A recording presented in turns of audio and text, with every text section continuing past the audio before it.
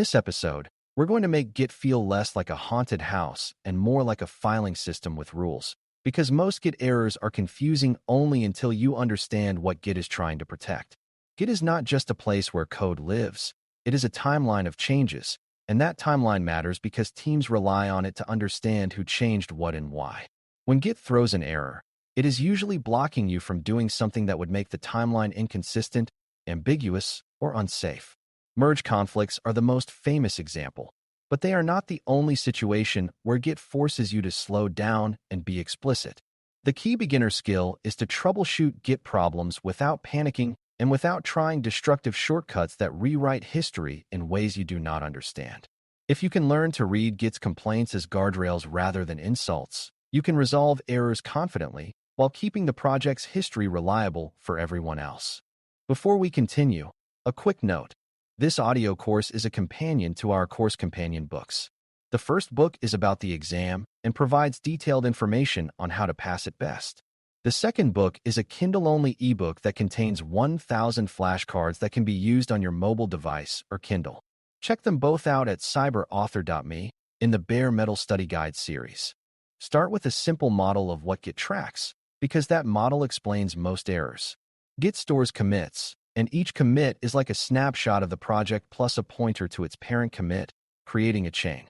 Branches are not separate copies of the project. They are movable labels that point to a specific commit in that chain. When you merge, you are asking Git to combine the changes from two commit histories into a new commit, and that is why merges can be safe and trackable when done correctly. When you rebase, you are asking Git to replay commits on top of a different base, which can change commit identities and therefore can rewrite history. None of this is scary once you accept that Git is obsessed with preserving a consistent graph of commits. Most Git errors are Git telling you that your requested action does not fit cleanly into that graph without additional information or a safer approach.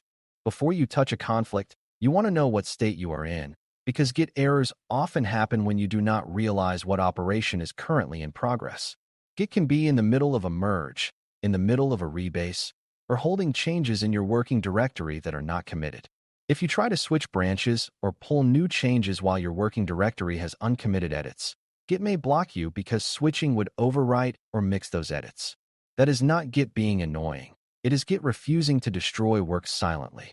A systematic habit is to pause and identify 3 layers: the commit you are currently on, the changes staged to be committed, and the changes in your working directory that are not staged.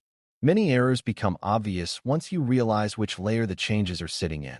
When you understand your current state, you can choose the safest next move instead of trying random fixes. Now let's talk about merge conflicts specifically, because they are the classic mid-team pain point. A merge conflict does not mean someone did something wrong.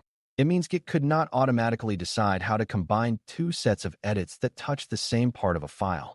If 2 branches change the same lines, Git cannot guess which version is correct, so it asks a human to choose.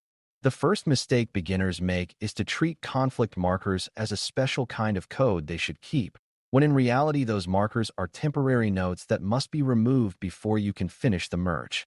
The second mistake is to resolve conflicts without understanding intent, which can create a build that compiles but behaves incorrectly. The systematic approach is to identify which files are conflicted, open them, and read the conflict sections as a conversation between 2 versions of the project. One side represents your current branch's content, and the other represents the incoming branch's content, and your job is to create the correct combined result. A calm way to resolve conflicts is to stop thinking in terms of winning and losing and instead think in terms of preserving correct behavior. Sometimes the correct resolution is to keep one side entirely and discard the other because one branch's change supersedes the other. Sometimes the correct resolution is to combine parts of both changes because both are needed, such as when one branch added validation while the other branch added a new feature. Sometimes the correct resolution is to rewrite the affected section into a new third version that includes both intents cleanly without duplicating logic. The key is that the merged file must become a normal file again, meaning the conflict markers must be gone and the code must make sense on its own. Beginners often rush and keep both versions back to back, which can create duplicated behavior or conflicting settings. The goal is not to make the conflict disappear, The goal is to make the file correct. To avoid breaking history during conflict resolution, you want to understand what Git expects when a merge is happening. During a merge, Git expects you to resolve conflicts, then stage the resolved files, then complete the merge so Git can create a merge commit that records the combination. If you panic and start deleting branches or resetting commits without understanding what is happening, you can lose the context of the merge and make it harder to reconstruct what changes were intended. A safe habit is to treat the merge as a transaction. You either complete it cleanly or you back out of it cleanly. If you need to back out, you should do it in a way that returns the repository to a known prior state without leaving half-merged files around. The reason this matters is that broken history is not just your problem. It can become a team problem when others pull your changes. A clean merge commit is a clear historical record that says these two lines of development were combined at this moment. Git errors beyond merge conflicts often come from working directory issues, and these are easy to troubleshoot once you see the pattern. If Git says you have local changes that would be overwritten by a merge or a checkout, it is telling you there is a collision between what you have edited locally and what you are trying to bring in. Your choices are basically to commit your work, to temporarily set it aside, or to discard it, but the safe choice depends on whether the work is valuable and whether it is ready to commit. Another common message is that you are behind the remote branch, which means others have added commits and your branch label is pointing to an older commit. In that case, Git is reminding you that your view of the timeline is not current, and you need to incorporate the new commits before pushing or merging. When you treat these as timeline and state issues rather than as Git being broken, the fix becomes a deliberate decision about how to move your work forward without losing anything. Let's also address the temptation to use destructive shortcuts, because this is how history gets broken. The most common beginner trap is using actions that rewrite commits that have already been shared with others, because it changes the commit identities and makes collaboration confusing. If you rewrite shared history, your teammates can end up with branches that cannot be cleanly reconciled, and they may have to do painful recovery work. The safer mindset is that once commits have been pushed and others might have based work on them, you treat them as public record.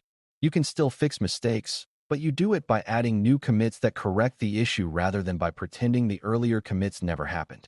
This preserves the team's timeline and maintains trust in the repository's history. The operational outcome is that problems remain fixable even under pressure because the repository remains understandable. Another systematic troubleshooting skill is distinguishing between content conflicts and structural conflicts. A content conflict is the classic same lines edited problem, where you need to decide what the final lines should be. A structural conflict is when a merge brings in changes that alter the project structure, like moving files, renaming directories, or changing build configuration, and those changes interact in a way Git cannot automatically reconcile. Structural conflicts can be harder because you might need to understand how the project is organized and how references are updated. The same COM method applies. Identify the conflicting files, understand what each branch tried to accomplish, and create a final structure that supports both intent and correctness. After resolving, you should make sure the project still makes sense as a whole, because a merge can succeed mechanically while leaving the repository in a broken state. This is why team merges often include a quick verification step, not because Git requires it, but because humans do. When you are troubleshooting Git errors, communication and clarity matter even if you are working alone, because your future self is part of the team. A good merge resolution is one you can explain, and a good commit message is one that tells the story of why a resolution was chosen. This is especially important in automation and operations contexts where configuration changes can have real impacts. If a conflict was resolved by choosing one setting over another, that decision should be understandable later when someone investigates why a system behaves a certain way. Git's job is to preserve the timeline, but your job is to make the timeline meaningful. That means avoiding vague resolutions that simply delete one side to get it to pass, unless you truly know that side is obsolete.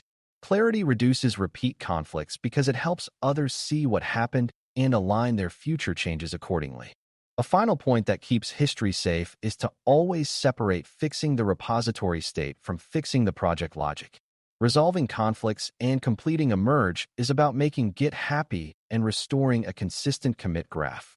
Ensuring the code or configuration is correct is a separate task that happens after the repository returns to a clean state. Beginners sometimes mix these and end up repeatedly changing conflict resolutions while still in the middle of a merge, which increases confusion. A calmer approach is to finish the merge cleanly once you have a sensible resolution, then validate the project behavior in the normal way you would after any change. If validation reveals an issue, you address it with a new commit rather than by trying to retroactively change the merge itself. This preserves a clean historical record. First we merged, then we fixed what we found. That timeline is readable, and readable history is the opposite of broken history. To wrap up, Git errors and merge conflicts stop feeling random when you see Git as a timeline manager that protects consistency and prevents silent loss of work. You troubleshoot systematically by identifying your current repository state, understanding whether you are dealing with uncommitted changes, a merge in progress, or divergent history. You resolve merge conflicts by focusing on intent and correctness, creating a single clean final file with no conflict markers, then completing the merge in a way that records what happened. You avoid breaking history by resisting destructive shortcuts that rewrite shared commits, and by making fixes through new commits when history is already public. When you treat Git as a tool that enforces explicit decisions, you move from fighting it to using it, and that shift makes team collaboration calmer and far more reliable. Thanks for listening. For more audio courses, daily newsletters, and more, please visit BareMetalCyber.com.